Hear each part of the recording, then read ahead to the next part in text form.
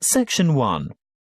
You will hear a telephone conversation between a male insurance agent and a female client who wants to make changes to her policy.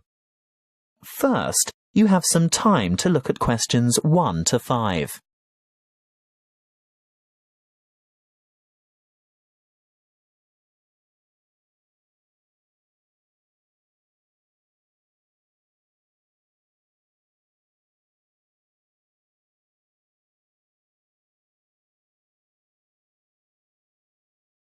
You will see that there is an example that has been done for you.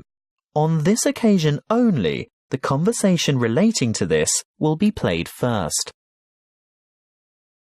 Good morning. Tauber Insurance Company. How can I help you? Good morning. I want to alter my insurance policy. Is that for your house, contents, or vehicle? My vehicle. The woman wants to change the insurance policy on her vehicle, so vehicle has been written in the space. Now we shall begin. You should answer the questions as you listen, because you will not hear the recording a second time. Listen carefully and answer questions 1 to 5. Good morning. Tauber Insurance Company. How can I help you? Good morning. I want to alter my insurance policy. Is that for your house, contents, or vehicle? My vehicle. Can you give me the number of the policy, please? Certainly. I have it here in front of me. It's ZQW 5009. And what make and model of car is it? It's a Mazda Marvel. And what's the CC rating? Sorry, what do you mean? How big is the engine? Is it 1,500 or 1,800 cc, for example? Oh, that. It's actually much bigger than that. It's 2,500 cc. Thank you. Now, I just have to ask you a few questions to verify your identity. What name is the policy under? Heathcote. Let me just bring that up on the computer. Yes. Can I just confirm your first name, please? Well, my first name is Lisa, but I'm known by my middle name, Marie. Right. I see both here, but Lisa is the one I want for ID purposes. And your date of birth, Lisa? I mean, Marie. The 22nd of August, 1955. Correct. Just one more question before we get started. Can you remember the password on this policy? Oh dear, I didn't know I had a password on it. Everyone has a password. Would you like to take a guess? Possibly it's my mother's name. And what would that be?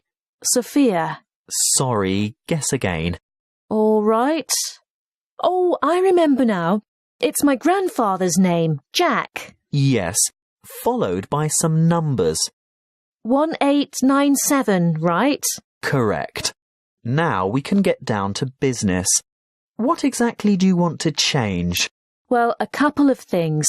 Firstly, I think it's overvalued at the moment. Can we reduce the value by $5,000? You mean bring it down to $15,000? Yes, I'm sure it's lost quite a bit of value over the past year. Done. Now, what's the other thing? Before you hear the rest of the talk, you have some time to look at questions 6 to 10.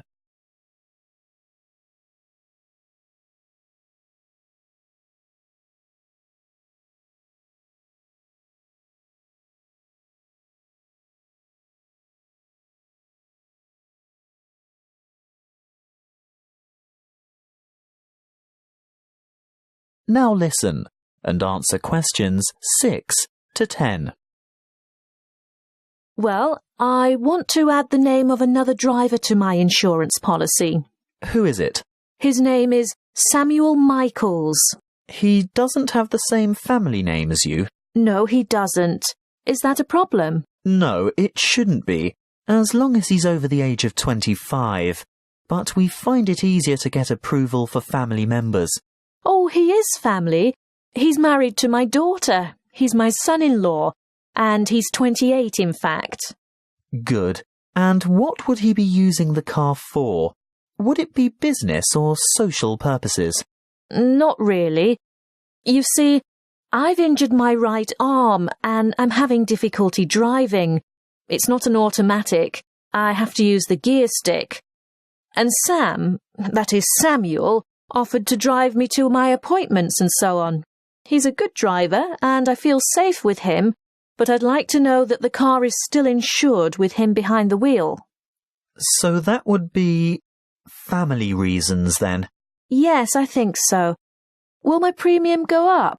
No, as long as you can provide us with a photocopy of his driver's license. A true copy. You know what I mean. You'll have to get someone from the Department of Transport to sign it, saying that he's seen the original document. I think we can manage that without any difficulty. Oh, and while he's at the department, he should ask them for a record of any driving offences, demerit points, that kind of thing. Only for the last 5 years, though. We're not interested in anything beyond that, but it's important that he has a clean record for the 5 previous years. Oh, I'm sure that won't be a problem. Is there anything else you need? Just the date for when you'd like this to take effect. Today, if that's possible. Yes, we can issue temporary cover from today's date, but full cover won't apply until we've received the paperwork and it's been approved. What exactly is temporary? He'll be covered for 2 full weeks, but it will lapse after that time if there's any problem with his credentials. That is the end of section 1.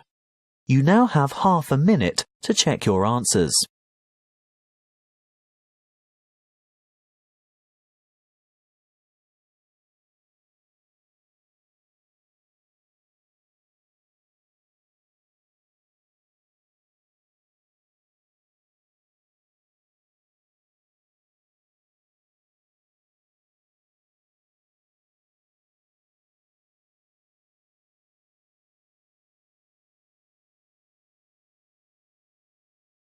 Now turn to Section 2. Section 2. You will hear a counsellor from Health Services talking about confidence and goal setting. First, you have some time to look at questions 11 to 16.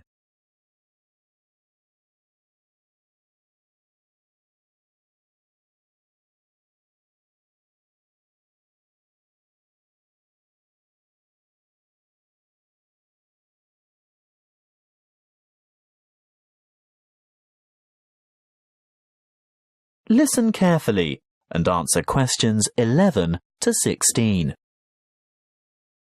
Hello, I'm Jo from Health Services, and I'm pleased to be here talking to you today. You've come here today to learn more about gaining confidence and setting goals. How many of you are truly positive thinkers? Positive thinking is the key to confidence. It doesn't matter whether you are playing a sports match, facing an interview, or preparing for an exam. If you apply positive thinking, you will gain confidence. This is the secret. Positive thought patterns. Positivity leads to confidence, which, in turn, will optimize your performance. What is the one simple mental strategy that all confident people have in common? They concentrate on success. But don't they ever fail? Don't they make mistakes?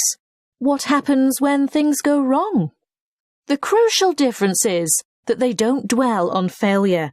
Everybody makes mistakes. I mean, how else do we learn? Rather than giving up or becoming depressed, the best strategy is to register the mistake, note what went wrong, and determine what would have been a better way to act or what could have been done differently in order to achieve a more successful outcome. Then move on. Yes, erase the negative emotions. Allow those memories of defeat, frustration, or dissatisfaction to fade and move forward. Negativity erodes confidence. You need to put aside your disappointments and focus on successful outcomes. Oh, it's not that easy, I can hear you saying. Well, no, it's not easy to forget failure, but no one ever fails completely, so congratulate yourself on the areas where you did do well. Mentally replay the best bits, even if they're only a small part. Now, there are 2 more things you need to do. Firstly, rehearsal. Yes, you heard me. Rehearsal. Surely only actors in a play need to rehearse their parts? No, the truth is, we all need to rehearse. This is a surefire way to build confidence. Before the match, presentation, the exam, or whatever, imagine yourself performing successfully in that particular situation. And here's the second tip. Look confident. That will always give you an extra physiological advantage. So you can see that mind and body work together on this. You have to think and act positively. Let's talk a bit more about how to look confident. If you have to overcome a challenge, get rid of that anxious expression and rigid posture, those downcast eyes and nervous gestures. Even if you don't feel very self-assured, you can still give the appearance of confidence. Stand tall, hold your head up, make full eye contact, and keep an open expression. Replace the frown with a smile if you can manage it. And those hunched shoulders? Relax those shoulder muscles. If you need to, take a deep breath and stretch to release pent-up anxiety and tension. What if you have to make a difficult phone call, for example? Nobody can actually see you, so does it matter what you look like? Yes, it does. Practicing positive body language will help you cross the threshold into a confident mood.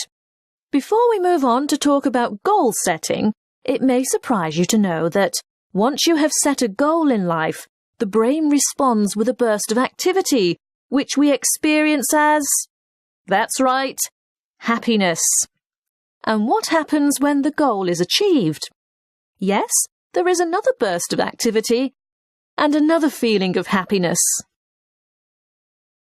Before you hear the rest of the talk, you have some time to look at questions 17 to 20.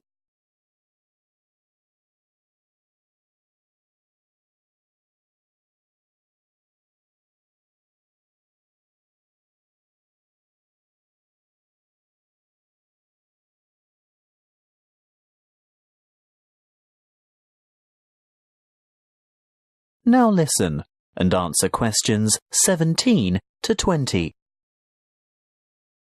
As you can see, the recipe for a happy life is to maintain a positive attitude and keep setting and achieving your goals.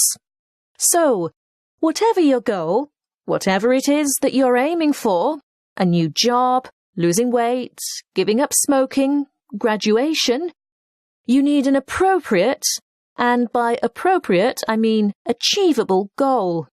That's the first step. The next thing to consider is motivation. How do you get going? Well, it's more likely to motivate you if you think of the rewards of success rather than focus on failure or what you might lose. So, you need to establish your incentives. After that, you'll have to work out the various stages and phases that you'll need to go through along the way and prepare for each one of them. If you're not naturally motivated, keep the targets small and achievable. But it really is important to ensure you collect the resources to accomplish the various steps. If you have performed that particular task before, you may already have the resources, or at least know where to get them from. If not, ask someone who has already succeeded.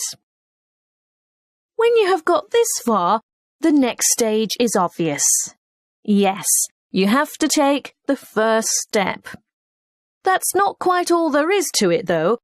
The final thing is to remember to keep track of what you've accomplished. In other words, be sure to maintain a progress log. That way you can look back at your previous small successes and watch your progress along the way to achieving your goal. That is the end of section 2. You now have half a minute to check your answers.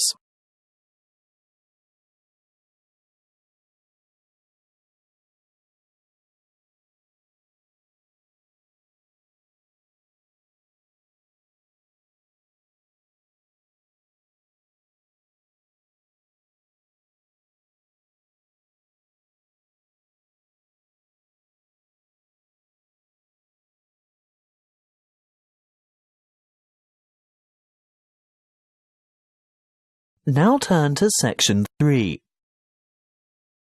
Section 3. You will hear 2 students discussing a science project. First, you have some time to look at questions 21 to 25.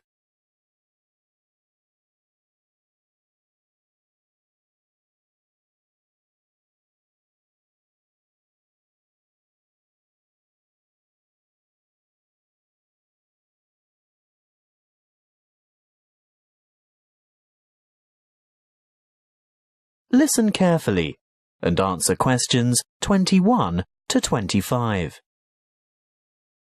Hi, Julia. Hi, Bob. Thought about the science project yet? Which one? The presentations are scheduled for next month.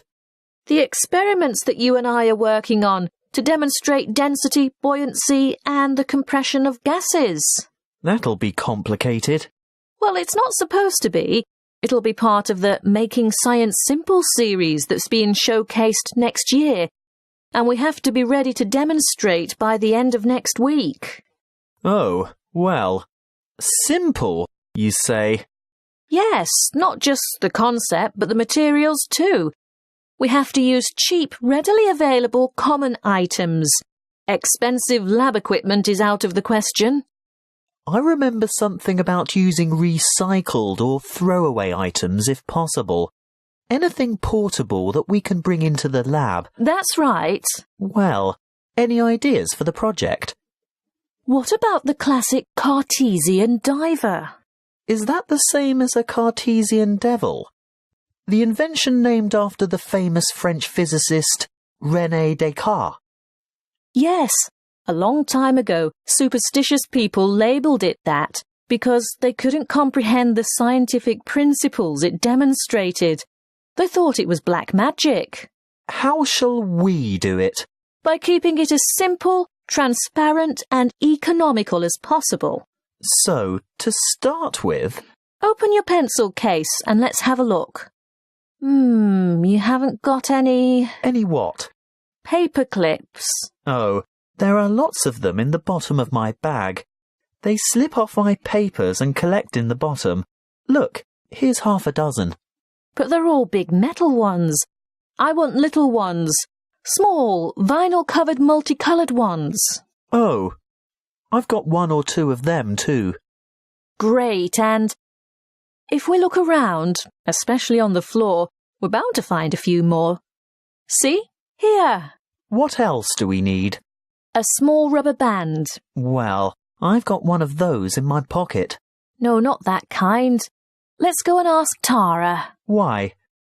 Those really small coloured bands for making ponytails are ideal. Hey, Tara? Yes? Have you got any spare rubber bands, like the ones you fasten your hair with? Oh, heaps. A whole packet full. Help yourselves. Terrific. So far, it hasn't cost us anything. What now? Let's go and rummage through the recycling bins beside Joe's mini market. What for? We want a 2-litre plastic soft drink bottle with lid. Hey, I draw the line at sorting through other people's rubbish, and we're also not likely to find one with a lid. Well, go into the store and buy 2 litres of soft drink. What flavour? It doesn't matter what kind of drink you get. Just make sure it comes in a clear PET bottle. Where are you going? To the cafeteria behind the resource centre. What for? I'm after some straws. I can get them from the shop when I buy the drink. No, I've seen theirs. They're the waxed paper ones. We need clear plastic, and I know they've got them in the cafeteria. I'll also see if I can get a tall plastic cup from there. Good luck. Meet you back here in 5 minutes. Maybe longer because I want to go over to my locker and get a wire coat hanger. Before you hear the rest of the conversation, you have some time to look at questions 26 to 30.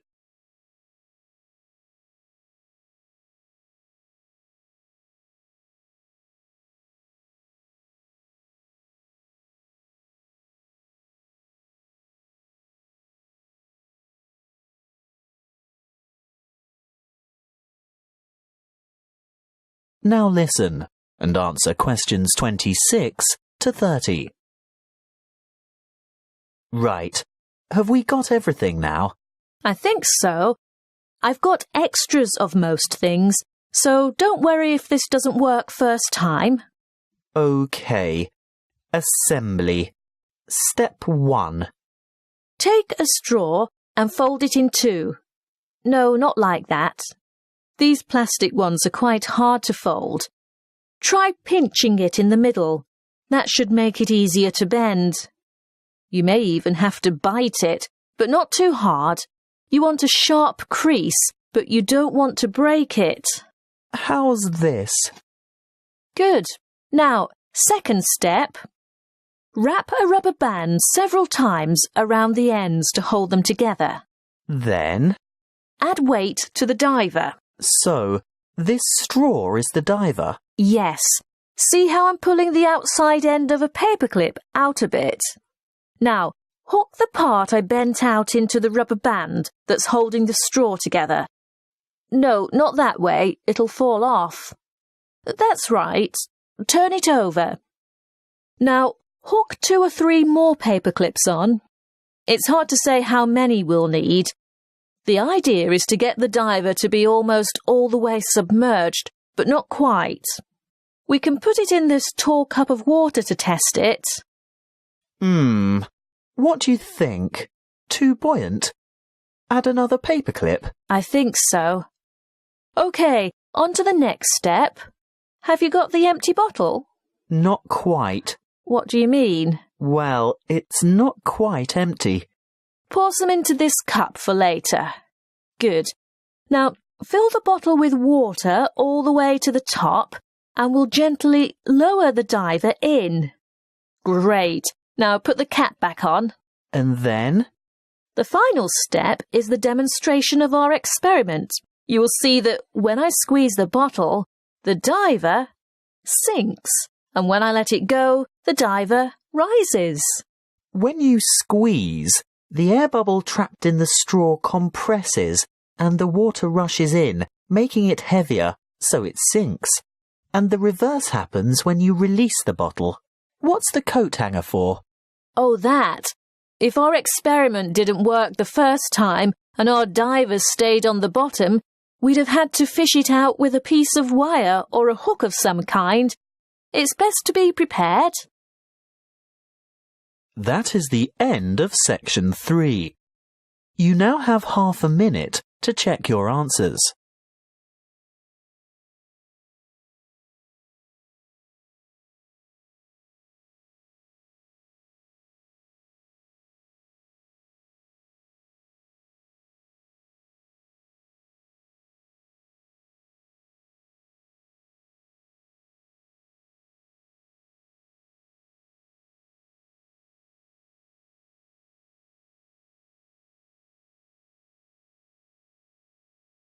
Now turn to section 4. Section 4. You will hear a lecture on volcanic activity and its effect on the atmosphere. First, you have some time to look at questions 31 to 40.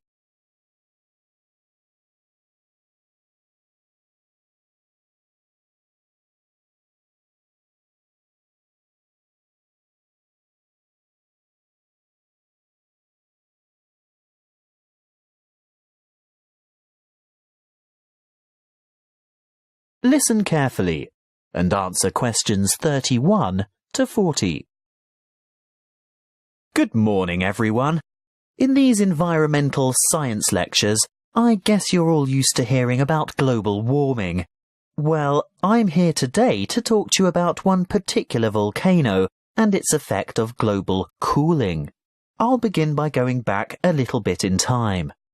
Towards the middle of 1991, the second largest volcanic eruption of the last century occurred in the Philippines, not far from the capital city, Manila, on the island of Luzon. Mount Pinatubo belongs to a chain of volcanoes in the area, and this was by no means its first eruption. There is evidence of eruptions from approximately 500, 3,000 and 5,500 years ago. The events of the 1991 Mount Pinatubo eruption began in July 1990, when a magnitude 7.8 earthquake occurred 100 kilometers northeast of the Pinatubo region. The sleeping giant was reawakened, but few people had any idea of what was in store for them. In mid-March 1991, many earthquakes were experienced around Mount Pinatubo, and this is when volcano scientists, or volcanologists as they are called, started their investigation of the mountain. Before the disaster, thousands of people lived in very close proximity to the mountain, and on April 2nd, small explosions from vents near the crater dusted their villages with ash. This resulted in the order for evacuations of 5,000 people later that month. Earthquakes and explosions continued to harass the residents, and on June 5th, a Level 3 alert was issued for 2 weeks because of the possibility of a major eruption. However, the appearance of a large amount of lava protruding from the mountain on July 7th led to the announcement of a Level 5 alert on June 9th, indicating an eruption in progress. An evacuation area within 20 kilometers of the volcano was established, and this time 25,000 people were evacuated. On the following day, Clark Air Base was evacuated, and the danger radius was extended to 30 kilometers from the volcano, resulting in the total evacuation of 58,000 people. On June 15th, just after midday, the eruption of Mount Pinatubo commenced and lasted for 9 hours, causing numerous major earthquakes due to the collapse of the land at the top of the mountain and the creation of a huge caldera. What's a caldera, I hear you say? Well, it's obvious really. With a huge eruption such as this, where enormous amounts of material have exploded into the air, the summit falls into what is now an empty chamber, and thus forms a large crater. As luck would have it, as the eruption was taking place, a tropical storm was passing just to the northeast of Mount Pinatubo, bringing a lot of rainfall to the area. The dust and cinders that had been thrown up into the atmosphere combined with the water vapor from the storm to cause a rainfall of tephra that fell across the whole island of Luzon. Most of the people who perished during the eruption did so because of the weight of the ash collapsing roofs and killing the occupants of the houses. If it hadn't been for that passing storm, the death toll would certainly have been much lower.